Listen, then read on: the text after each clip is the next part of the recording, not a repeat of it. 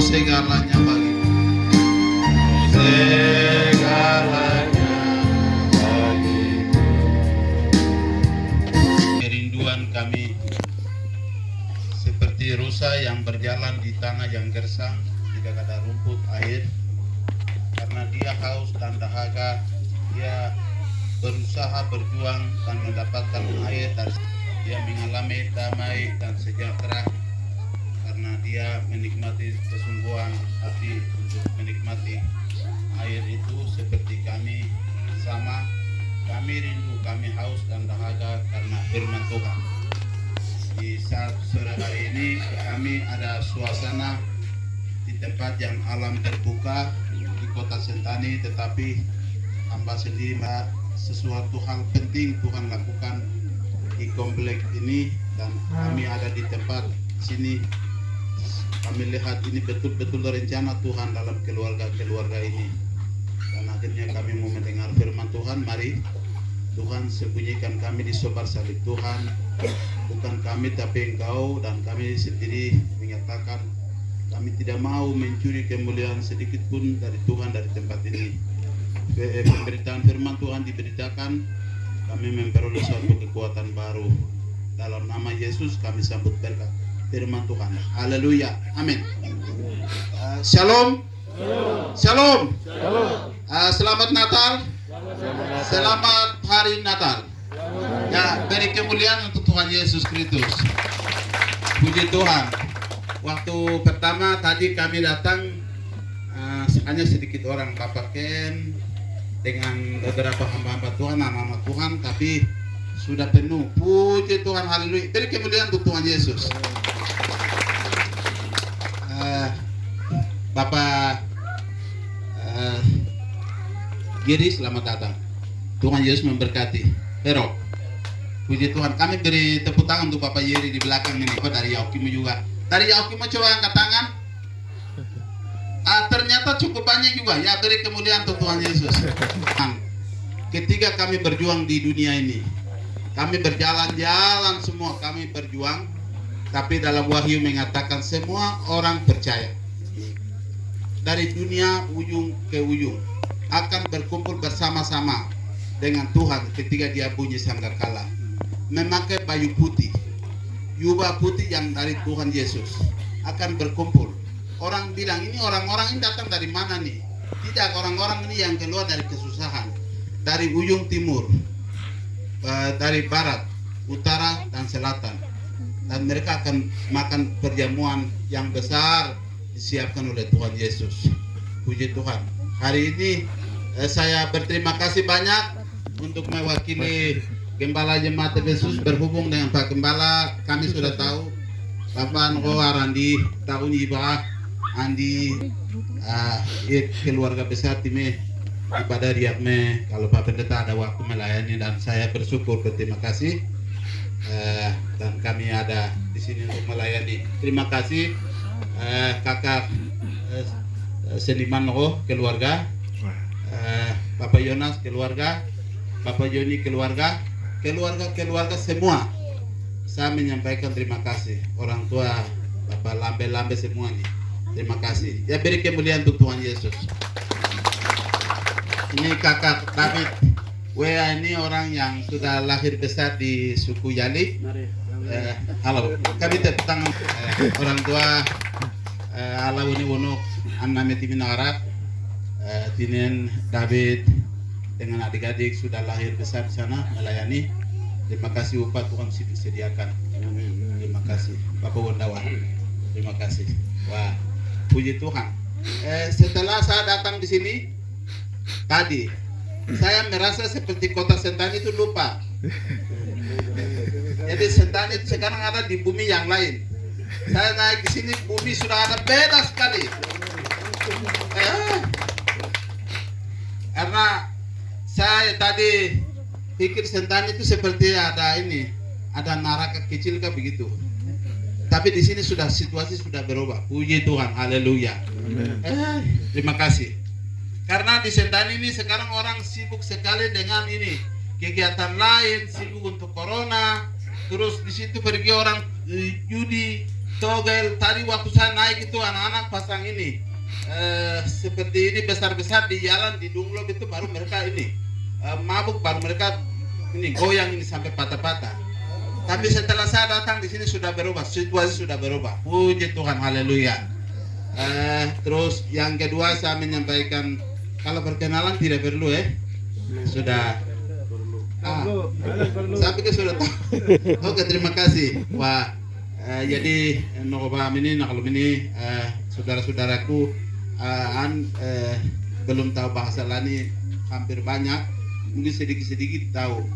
Dean naruh koninggi kue nune yurakti megar nakime an alawan noko bahasa Indonesia banyak kue satu-satu bisa. Kir kinone ugi ba naruh koninggi kue an nambe pakai yuran wan ingin nake. Wah, terima kasih. Wah, terima kasih Toko. Nama saya Pendeta Budi Bahabol. Kalau Bahabol itu bukan orang Lani. Itu orang dari mana nih? Orang Yali. Tapi orang Yahukimo. Suku Yali. Kami melayani di kelas di sana, kelas Gidi Holwon. Saya berasal dari kelas Holwon, kelas Ninia, Heluk Ninia di atas. Saya di bawah. Rubanus Lambe Noko Niti Namet Ime. Di Holwon di sana mereka panggil Urbanus Sokon. Kalau di daerah Toli Urbanus Lambe. Jadi ini namanya Timar. Kami sudah berkeluarga. Tuhan kasih karunia anak 10 orang. Ya, terima kasih Bu itu. Ada 7 laki-laki, 3 perempuan. Dan anak-anak semua sehat. Mama juga sehat. Mama sama-sama mau ikut ibadah tapi ada banyak anak-anak dia urus lagi mereka. Ini anak rohani dari Yahukimu juga dari mana yang selalu melekat sama-sama dengan orang tua rohani dari Toli itu saya termasuk dari dulu tidak pernah lepas. Jadi sekarang saya sama-sama di gereja Gidi Yesus di sini. Dulu orang banyak sekolah dari situ, kader-kader tinggalkan pergi dan tidak datang juga. Tapi kami sama-sama ada di situ untuk melayani. Wati perkenalan sedikit itu. Terima kasih, puji Tuhan. Kami sekarang hal yang ketiga untuk jemaat Gidi Yesus saya kemarin belum bicara, tapi sedikit kesaksian untuk bulan Desember ini semua pelayanan kaum ibu punya sekolah Natal, sekolah minggu punya, pemuda punya, semua punya saya tidak ikut karena kemarin datang dari Yahukimu tanggal 24 sore. Pelai terakhir sekali dengan Wings itu jemput dan tiba di sini sudah malam. Jadi semua Natal saya tidak ikut. Kenapa? Di sana ada pemilihan bupati, kami punya kader gereja, ada 2 anak Tuhan maju. Kemudian orang Indonesia bilang Yahukimu itu rawan konflik. Jadi setelah pemilu perangka itu yang saya kalau Dini Musyakuli yang kemarin Bapak Ibu dengar itu saya punya anak keponakan sungguh, kakak perempuan punya anak. Saya ke sana tidak kemana-mana, duduk berdoa saja di rumah. Berdoa, akhirnya juga Tuhan sudah memulihkan keadaan Yahukimu. Kemudian pemilihan jalan, tapi di Yahukimu seperti tidak ada pemilihan, baik-baik saja. Orang semua ibadah, anak-anak semua ibadah di gereja-gereja, aduh luar biasa. Karena Indonesia pikir Yahukimu perang, tapi tidak. Tuhan turun langsung campur tangan, akhirnya pemilihan bisa berjalan baik. Puji Tuhan, itu satu kesaksian sungguh luar biasa.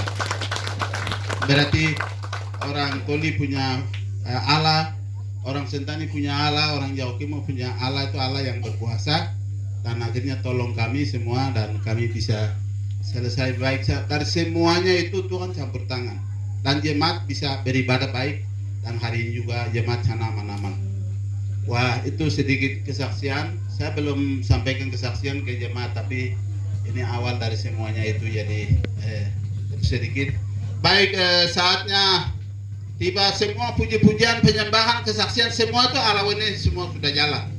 Jadi sepertinya kami hanya simpulkan saja dengan tema yang ada di sini dalam Lukas pasal 19 ayat 10 di situ mengatakan anak manusia datang untuk mencari dan menyelamatkan yang terhilang. Yang hilang. Anak manusia datang untuk mencari dan menyelamatkan yang hilang. Kalau bahasa kami, bahasa orang tua Tony bagaimana? Bapak Timothy, coba. Koneng kok kayu.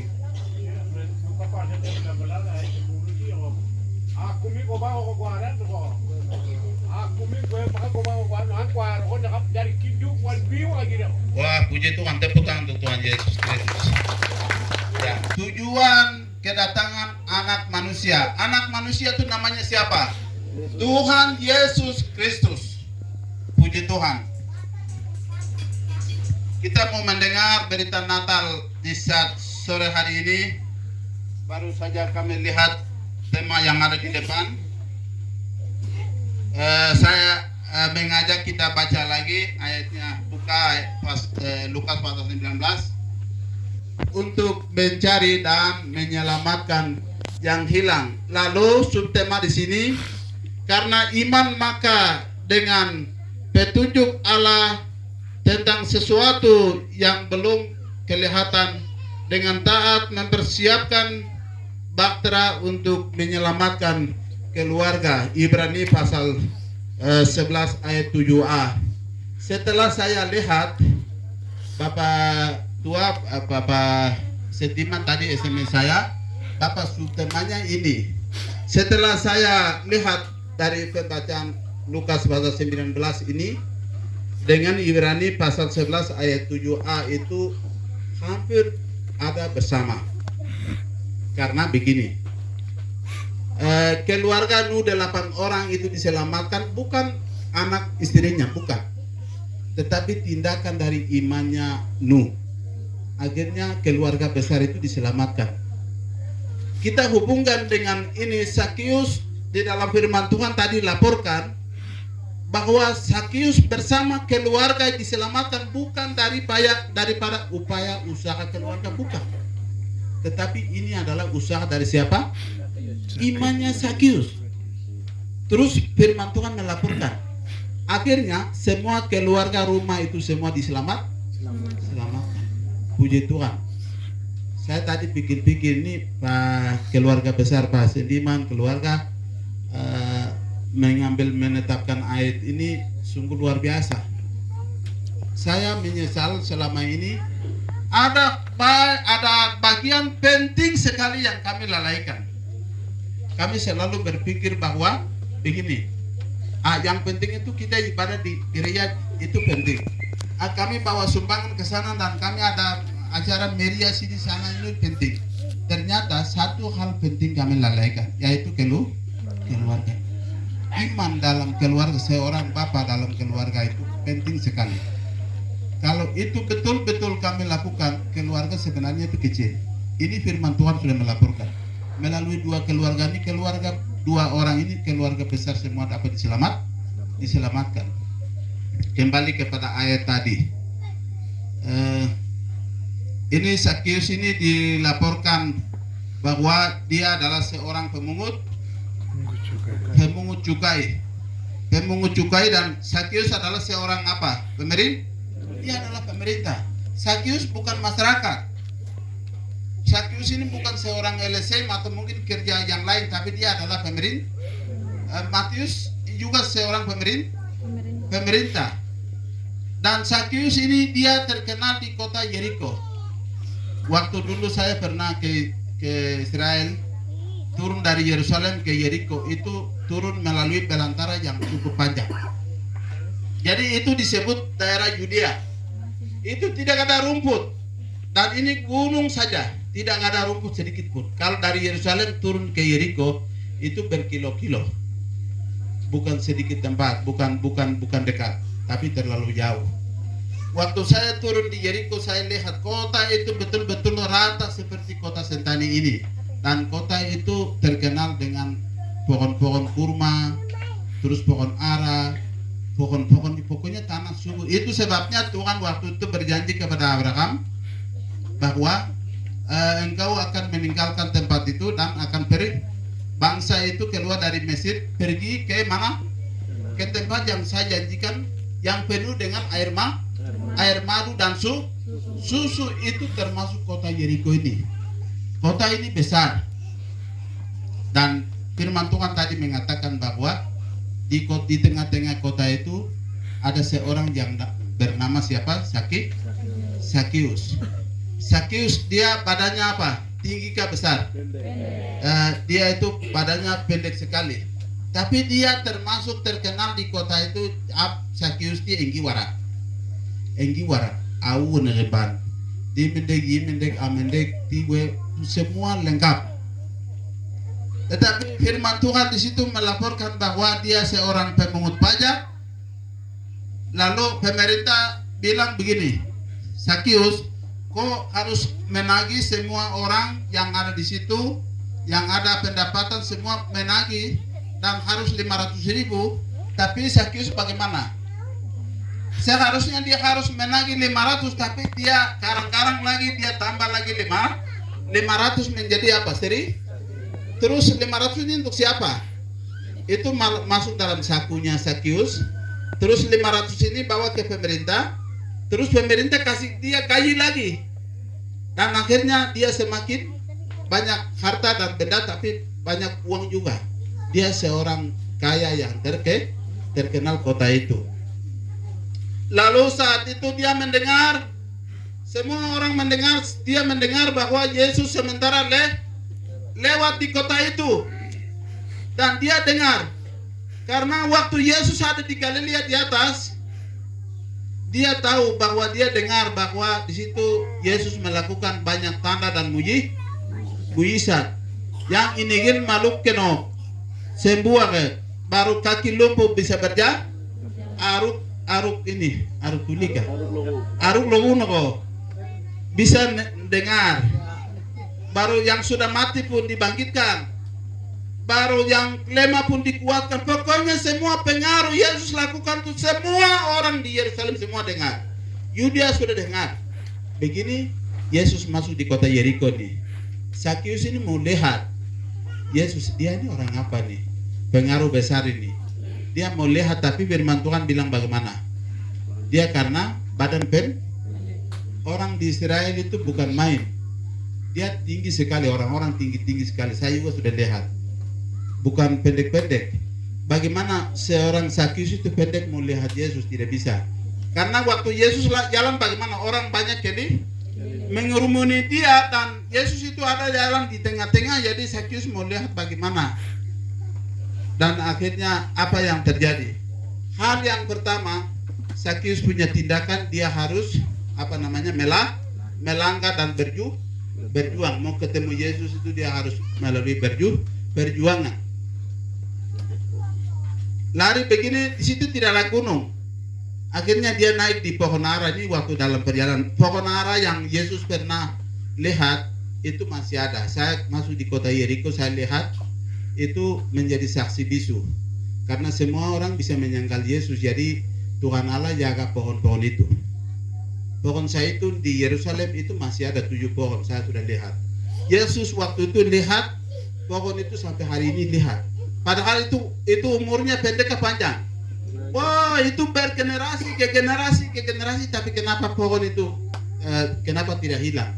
Karena Tuhan jaga pohon itu menjadi saksi bisu. Oh, Yesus pernah lihat pohon ini. Yesus pernah rabah pohon ini. Atau bukan pohon sayur, semua yang Yesus buat itu masih ada. Bahkan Yesus punya tempat tidur di Nazaret itu pun ada. Dulu tempat tidur di dalam rumah itu bekasnya ada. Rumahnya memang sudah rusak, tapi bekas Tuhan masih jaga. Seperti itu. Akhirnya Sakius ini dia cepat-cepat naik di pohon ini. Baru sembunyi di atas itu. Di atas tutup. Yesus di situ tiba-tiba berhenti. Baru Yesus bilang bagaimana? Hai, segera Sakius, segera tuh. Sakius ini kaget, tidak baik punya. Karena dia pikir ini Yesus ini nama saya ini siapa yang kasih tahu. Tapi Allah mengerti semua kita yang ada. Saya punya nama, siapapun dia nama. Tuhan adalah Maha tahu dan dia mengenal kita semua. Tuhan mengenal kita semua. Amin. Sakius hari itu tiba-tiba kaget. nama saya ini siapa yang kasih tahu ini? Tapi Yesus Allah itu maha tahu dan maha mengenal. Ya, Tuhan Yesus bilang, hai Sakyus, segera turun. Hari ini juga akan menumpang di rumahmu. Sakyus itu menurut penjelasan buku lain itu Sakyus naik melalui pohon itu hati-hati, tapi waktu Yesus ada di sana mau ketemu bagaimana? Dia turun dengan pohon atau lompat? Katanya lompat. Pokoknya dia tidak mau tahu di bawah ada batu kah apakah, tidak mau tahu karena mau ketemu Tuhan Yesus, jadi lompat. Tapi Sakyus kenapa tidak? Mati kah tidak? Tidak. Saya ingat Petrus, Yesus ada di atas danau, dekat danau, terus waktu itu Petrus lihat Yesus mau ketemu dan Yesus juga jalan di atas air. Jadi ini Petrus pikir itu saya juga bisa. Kalau saat kami punya pikiran ini, ingat pikiran kita ini fokus dengan Tuhan, ada masalah persoalan tidak apa-apa, Tuhan bisa tolong. Tapi kalau kami kaget dengan keadaan dunia, itu mudah jatuh.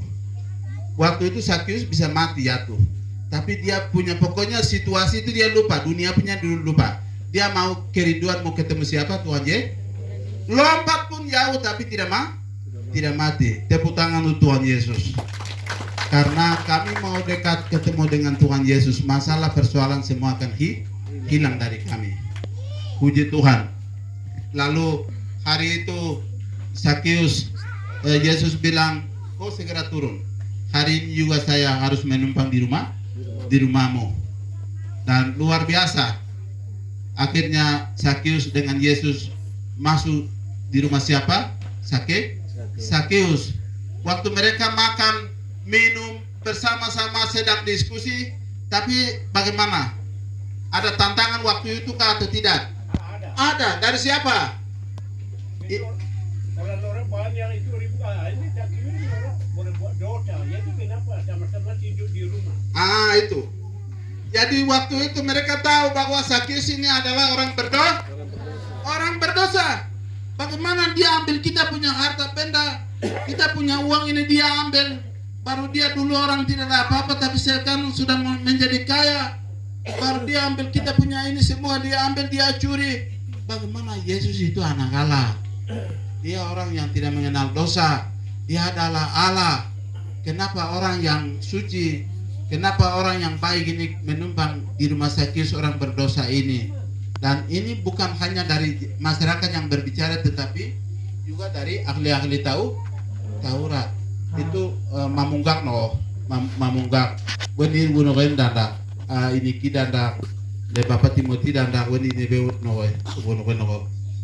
Mereka bilang juga Yesus tidak boleh sebenarnya Sakyus punya rumah, tidak boleh. Tapi Yesus bilang bagaimana ayat tadi itu, sebab anak manusia datang untuk mencari dan menyelamatkan yang hilang. Sakyus noko hutan Yeriko batime kubara atau dosa kumakara jadi begini, di hadapan Tuhan Allah yang gak nomba ini gen pangati ni najum sudah baik, kita hidup baik sehat. Ini be tokowal guna kwe ala une nogon ini kimi wangwi lekeno, Yesus nogon ini kimi wangwi lekeno. Allah yang ganon pa nit sudah hilang, tokowal guna kwe. Sakyus itu bukan hilang di hutan, bukan. Firman Tuhan tadi bilang Sakyus itu memang orang terkenal, dia tidak hilang. Dia ada di kota Yeriko, setiap hari dia kenal, orang tahu Sakyus ada di kota itu setiap hari. Tetapi firman Tuhan bilang bagaimana? Sakyus sudah hilang. Hilang di mana? Dia hilang di dalam dosa.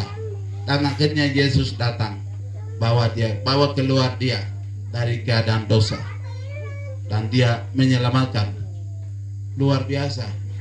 Ada orang biasa hilang di dalam gereja ke tidak? Gereja Yesus no time niri pada kilondra ambil ada biasa hilang ke tidak? Bisa hilang kan tidak? Bisa. Bisa hilang. Kenapa? Woi, Yoti. Di gereja kita pakai pakaian baik, semua sehat datang. Tapi di hadapan Tuhan ada orang Efesus itu hilang di tengah-tengah di jemaat itu ada. Dimi negara. Ya, betul. Ebe meakwe, ayub yikwe, ebe semua sehat, bagus. Tapi di hadapan Tuhan ada jemaat yang sudah hilang di dalam gereja di situ. Banyak orang yang hilang di dalam gereja. Tetapi Natal itu ada untuk Yesus datang. Bagaimana? Untuk mencari dan menyelamatkan yang sudah hilang itu. Kalau begitu sudah puaskah, sudah senangkah kami hanya di situ hilang terus kah bagaimana? Ini Natal ini momen. Kita yang dulu hilang tinggal sih tidak boleh. Kita harus datang kepada siapa? Karena kelahiran kedatangan Yesus tidak sia-sia. Untuk Bapa dan Sa, ani nom, kari nom, mama nom, bapa nom, ninebe di ton semua masing-masing tik bakare Yesus wara. Nah, jangan kami santai di rumah. Ini Natal ini momen penting. Kita harus keluar. Tindakan Sakius yang pertama, saya senang sekali dengan cara Sakius ini. Dia dengar, tapi kalau tidak cukup hanya dengar, tapi dia harus ada usaha. Banyak orang gini ini bilang umat gini masuk surga, memang sudah dengar. Surga itu ada untuk siapa? Orang percaya. Tapi cukupkah hanya kami dengar saja? Tidak boleh. Yesus itu bayu selamat. Surga itu ada untuk semua orang percaya. Tidak cukup hanya untuk dengar. Tetapi Sakius punya tindakan yang kedua adalah apa? Dia harus mulai berusaha. Semua orang dari belakang datang rame-rame tidak perlu. Pokoknya Sakius berusaha tempat di mana yang cocok, dia naik di pohon, cari tempat itu untuk melihat Yesus. Setelah ketemu dengan Yesus bilang apa? Sakius, kau segera turun. Hal yang kedua setelah dia berusaha, Sakius lakukan adalah bertemu dengan Tuhan Yesus. Sudah cukup bertemu dengan Tuhan Yesus itu cukup? Belum bisa. Itu belum bisa. Bertemu tuh sebentar saja bisa. Oh ya, waktu jalan ketemu dengan kakak David, yuk kakak,